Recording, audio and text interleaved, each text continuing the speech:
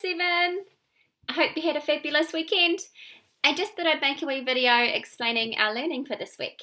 So, I set you a couple of challenges which are under the fun at home activities that I'd really love you to do.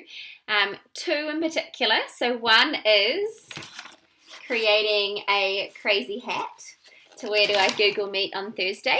I'd really love it if you could make a crazy hat to wear just out of recycled materials at home. You don't have to go and fetch anything from any shops, just anything that you've got around the place. You might have some old food packages that you might be able to use, some cardboard boxes, some coloured paper or normal paper that you've coloured in, maybe some wrapping paper that you could reuse, anything that you can find at home, and try to be as creative as you possibly can be. So that's one challenge. And the other one was creating a communications video. Which is you could communicate in many different ways. I've got a wee example that I'll add, that I did myself, that I'll add to your docs as well. You might want to hold up a piece of paper with your Morse code name on it. We get to learn about sign language this week, so you might be able to sign your name.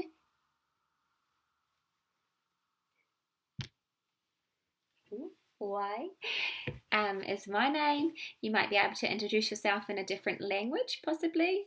I introduced myself in Japanese, or you might be able to learn how to say your name using semaphore flags, which is one of the activities that we get to do this week.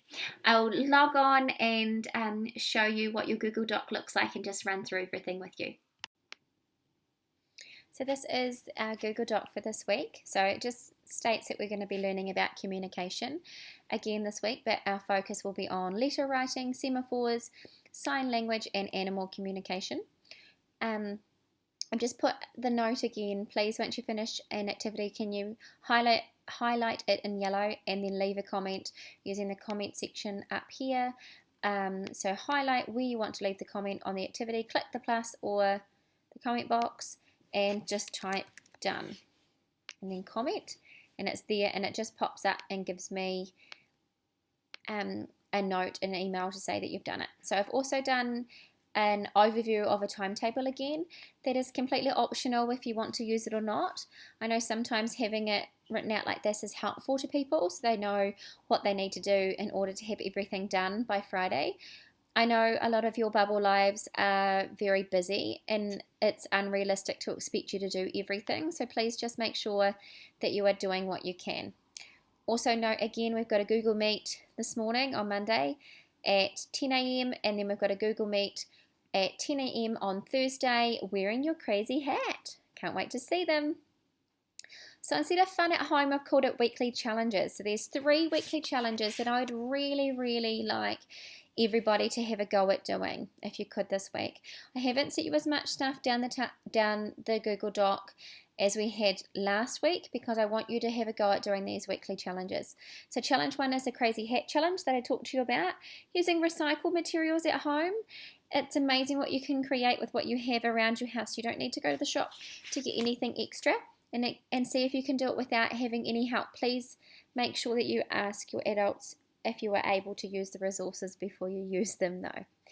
And then it says take a photo of you wearing the hat and add it down here so that we can see it.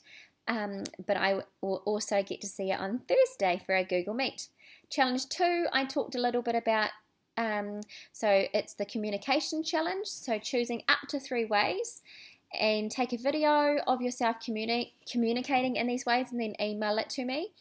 If you can't take a video, you can still take a photo of you holding up your Morse code, or a photo of you holding up your wee picture that you've drawn of the semaphore flags to spell out your name.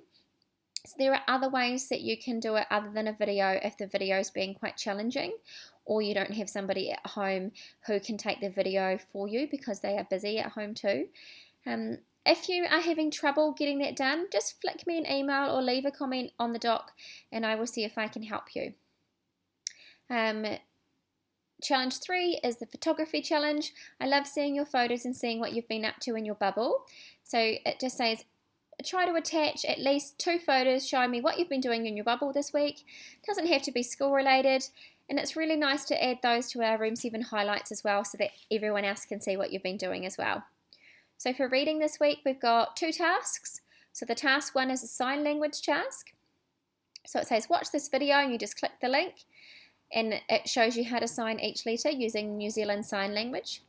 And then read the sign language alphabet below and answer the following questions underneath. So you just type your answers beside where it says A and here. And then you've got the semaphore flags, which is task 2. So it says read this information about semaphore flags and then answer the following questions. So read the information, read the different alphabet letters and figure out where they're holding up their flags, and then answer these questions underneath. Reading extension is optional, so if you want to do this task and you have time to do this task, that would be really fantastic. Click on the link. It's all about animal communication. It's got some really interesting information in it. For writing this week, we're writing a letter to somebody special. So we've done letter writing in term 1 back in class. So think back as to how we did that in the process we went through. So first of all, we're brainstorming. You can put, it would be really cool to put your ideas into a mind map. We did that with our letter at school, where we came up with a couple of topics and then we elaborated on them with just wee notes that when we're writing our letter, all of the similar things are together and it's just a nicer letter to read and it flows really well. So once you've done your brainstorming and you think you have enough for a letter, then you need to write your draft, then you need to edit your writing, practice writing the top part of your letter. We looked at that earlier in term 1, so your details at the top, leave a line, the date, leave a line, and then the person that you're sending it to, their details. And then once you're happy with all of that, publish your letter. You may want to add a pretty border around your page, or you might have some nice paper that you can write it on.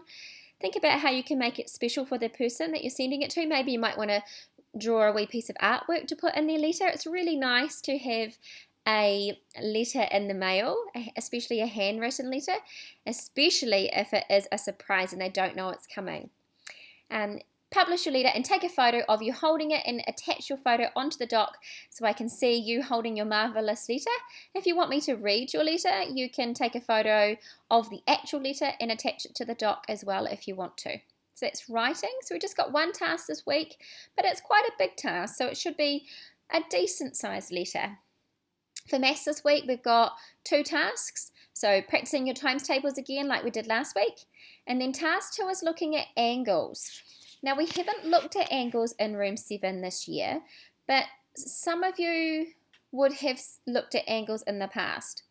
If you are unsure of how to do the angles after listening to this video, please leave a comment on the doc and I'll be able to give you a hand. So the challenge is to find a picture of these 4 angles around in your bubble when you're off for a walk, and attach the photos underneath. So a right angle is where the angle goes straight up and then straight along, and it is 90 degrees always. So in your house, it could be where your table leg meets the top of the table. That would form a 90 degrees angle. So you might post a picture of it there underneath. Looking for an acute angle. An acute angle is very cute and little. That's how I remember. So acute angle is our smallest angles, and it is less than 90 degrees. So less than 90 degrees. So for example, you might have a book that you're reading and you might open it slightly, so it's just a little bit open, and that could be your angle that you paste your picture of. Obtuse angle is an angle bigger than 90 degrees but less than a straight line. So it's between here and here. So you might possibly open up a window and take a picture of how far open your window is. It might be able to form an obtuse angle. And a straight angle is just a straight line at 180 degrees.